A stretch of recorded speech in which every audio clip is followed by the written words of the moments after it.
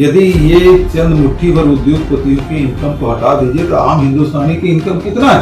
शिवाजी महाराज तो पूरा महाराष्ट्र अपने शौर्य और गौरव के नाम से जानते हैं, उससे जोड़ते हैं, और उसकी मूर्ति तक में कमीशनखोरी हो गया। 2014 में क्या बोल के आए थे? 100 दिन में महंगाई कम। ये हिंदुत्व की बात करते हैं और ये इनकी जो आइडियोलॉजी है वो हमारे देश का नहीं है। कैसा फील कर रहे हैं आप? संगठन में जो सबसे अहम जिम्मेदारी थी आपकी, आपने आकर विदर्भ में सबसे कम असंतोष है पार्टी में, ये चमत्कार आपने कैसे किया? ये सबसे पहली बात तो है कि महाराष्ट्र में विदर्भ हमेशा कांग्रेस को मजबूती देता रहा है। तो गांधी जी के समय से देखेंगे तो कांग्रेस का मजबूत आधार विदर्भ रहा है और ये परंपराएं विदर्भ भी चलती रही। अभी भी जो हम लोगों को जिम्मेदारी मिली और उसके बाद सब लोग, हमारे जितने भी लोकसभा के ऑब्जर्वर, सब लोग 2-3 महीने से डटे हुए हैं। इस समय जो वर्किंग हुई है वो निचले स्तर पे हमारे साथियों ने, हमारी पार्टी ने किया और जिसके कारण से ग्राउंड रिपोर्ट उनके हाथ में था। तो उसमें टिकट वितरण से लेके कौन नाराज हो सकता है, किससे मांग सकते हैं, वो सारी जानकारी हमारे ऑब्जर्वर को रहा है। तो काम करने में बड़ी आसानी हुई। मैं तो 27 तारीख पर नामांकन चल ही रहा था और उस समय हम लोगों ने कोशिश ये की कि जिनको टिकट नहीं मिली वो नाराज हैं तो उससे पहले संपर्क कर लिया जाए, कौन ज़्यादा ताकतवर है, ऐसे ताकतवर लोगों से संपर्क करके उसे नामांकन ही न भरे वो प्रयास कर रहे हैं, क्योंकि भरने के बाद उठाने के लिए कहना ज़्यादा दबाव लगता है। तो उसके पहले एक्सरसाइज कर लें और जब नामांकन हो गया तो नाम वापसी और इस बीच में दीपावली, इस बीच में सब लोग टेलीफोनिक सबसे संपर्क में रहे हैं। उसके कारण से भी काफ़ी मतलब विदर्भ में बहुत सारे सीटों में हम लोग 3-3, 4-4 जो डिबेट्स खड़े हुए थे उसको 5 तक के उसको वापस कराने में सफल हुए, क्योंकि उतना संपर्क, संबंध और वहाँ के सामाजिक समीकरण और रिश्ते एक दूसरे से वो सब जान समझ गए थे, उसका बड़ा फायदा हुआ। कांसे जी अब मुंबई के हैं, आपके पड़ोस से ही हैं। जी जी हाँ, मध्य प्रदेश मंत्री रहे, अभी पिछले 2 महीने से लगे हुए हैं नागपुर शहर में। तो 6 विधानसभा देख रहे हैं, उसको मालूम है कि कौन कार्यकर्ता किसके साथ क्या है, उसका बड़ा फायदा मिला। ग्राउंड वर्क, ये जो ये इतना मजबूती से कांग्रेस ग्राउंड वर्क कर रही है, लोकसभा के आपने देखा भी है, आपकी भूमिका भी रही है कि लोकसभा में महाराष्ट्र में एक बड़ा चमत्कारिक फैसला, यहाँ का जनादेश एक बड़ा फैसला हुआ है। क्या आप उम्मीद करते हैं कि विधानसभा में भी कुछ उसी तरह के परिणाम आएंगे आघाड़ी के फेवर में? लगता तो यही है, क्योंकि देखिए 2 प्रदेश देश में, एक महाराष्ट्र, दूसरा उत्तर प्रदेश, और दोनों प्रदेशों में जो संविधान और जाति जनगणना, ये दो मुद्दों ने इतना प्रभावित किया कि यहाँ के बिल्कुल जो लोगों के मनोदशा में बड़ा अंतर आया है और उन्होंने कहा संविधान हमको बचाना है। और इसलिए क्योंकि भारतीय जनता पार्टी सारे नेता, चाहे लल्लू सिंह हो, अयोध्या के, चाहे कर्नाटक के हो, सारे नेताओं ने कहा हम संविधान परिवर्तन करेंगे।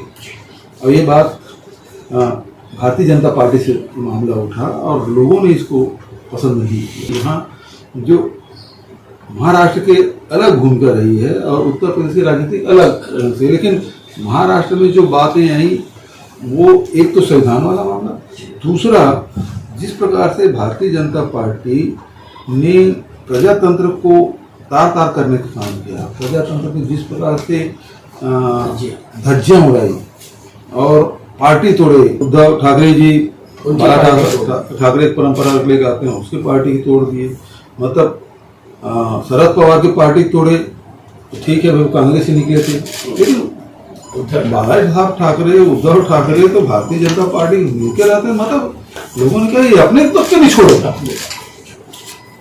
इसे छोड़ा नहीं उन्होंने। तो ये महाराष्ट्र के जो अपने मराठी अस्मिता है उसमें भी लगा कि ये हमको ये नुकसान होगा।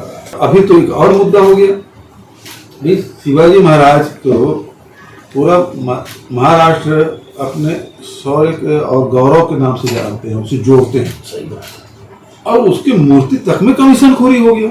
एक आपको लगता है कि जो नैरेटिव बोलने के बजाय जो मुद्दों ने आघाड़ी को लोकसभा में जीत दिलाई, क्या वही मुद्दे फिर से, ऐसा संभव भी होता है क्या पॉलिटिकल सिस्टम में कि वही मुद्दे 3 महीने बाद विधानसभा में भी उतनी ही तीव्रता से काम कर सकें? शरद पवार जी की पार्टी एनसीपी को तोड़ना, शिवसेना को तोड़ना, वो मुद्दा तभी है।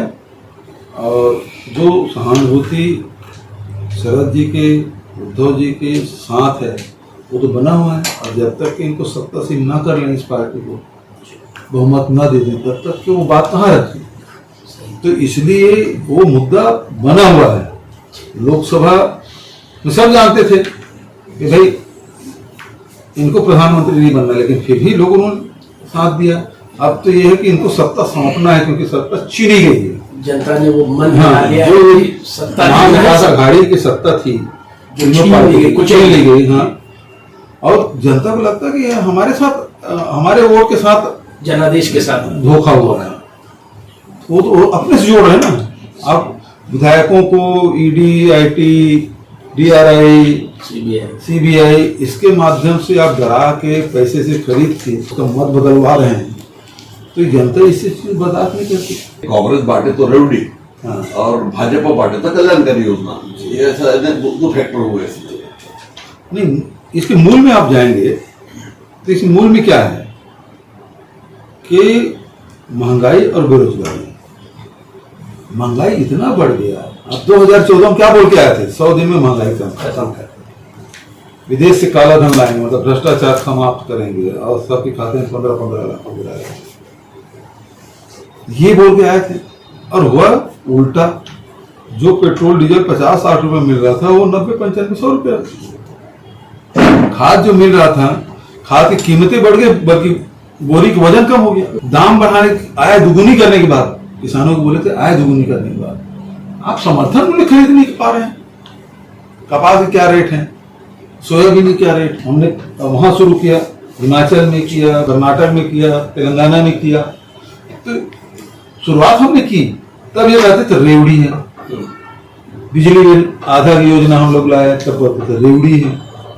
तो हिंदुस्तान की जनता को जीने का अधिकार भी एक नहीं है, क्योंकि शायद आप $5 ट्रिलियन के इकोनॉमिक बात कर, आप कह रहे हैं पर कैपिटा इनकम आप बढ़ा रहे हैं, लेकिन यदि ये चंद मुट्ठी भर उद्योगपतियों की इनकम को हटा दीजिए तो आम हिंदुस्तानी की इनकम कितना है। लोकसभा का यदि आप उदाहरण देखें तो लोकसभा में कांग्रेस ने फिर वही कि 48 सीटों पर चुनाव लड़ने वाली कांग्रेस 18 सीटों पर लड़ी और 14 सीटें, 13 कांग्रेस के सिंबल पर आए और 14 यानी जो व्यक्ति चुन के आया वो भी कांग्रेस ही था। सांगली जो आजकल एक नया पैटर्न हो गया, दादा का नाती, यानी वसंत दादा पाटिल के नाती, ये 14 सीट चुन के आए थे।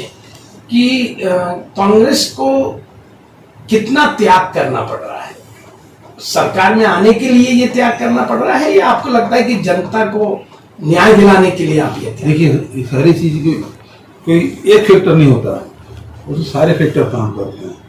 हमको ये है कि भारतीय जनता पार्टी और उसकी महायुति से लड़ना भी है, अपने अंदर के सहयोगों को साथ भी रखना है, और तीसरा ये है कि वोटों का विभाजन न हो, इस बात को भी ध्यान रखना है।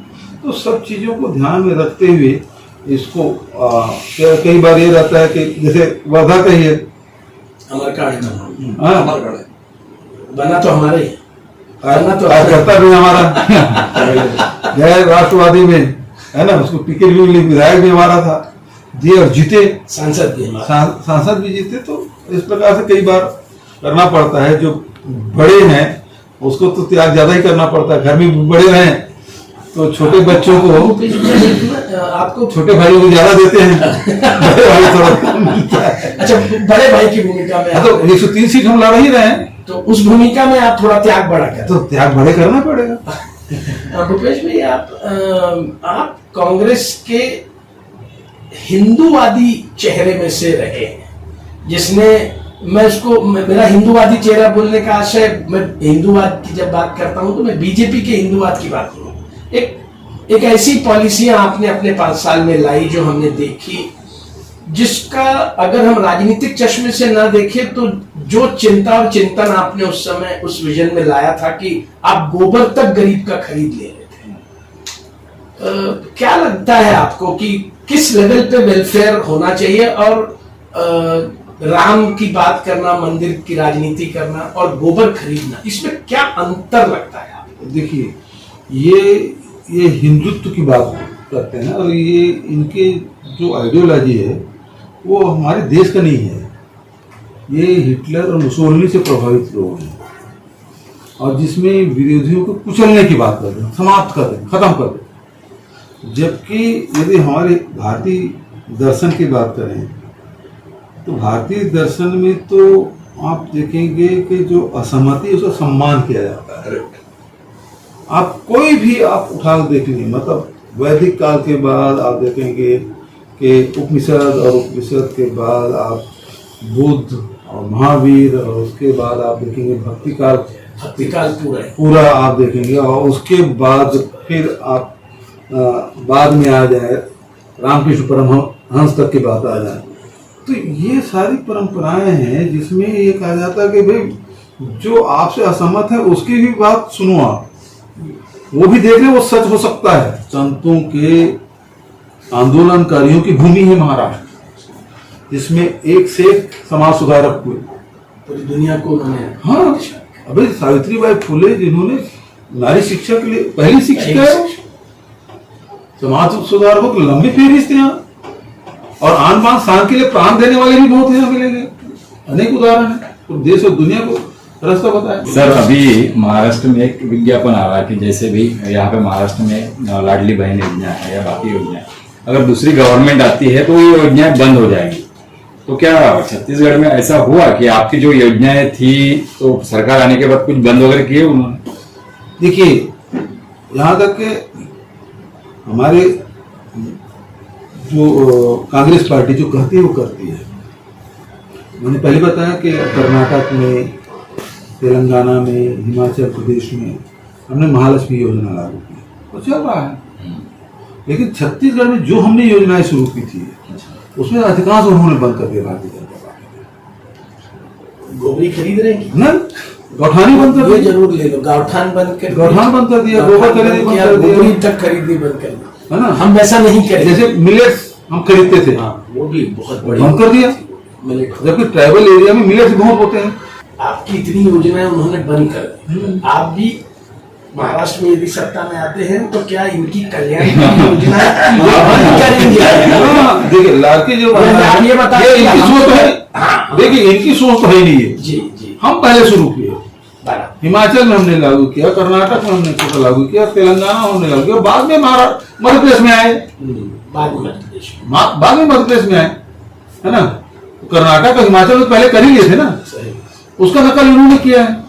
तो जो हम योजना हमने शुरू किया वो नकलची है ना, उसका ओनर हम ही है, तो इससे बेहतर योजना है, हम बेहतर देंगे। बेहतर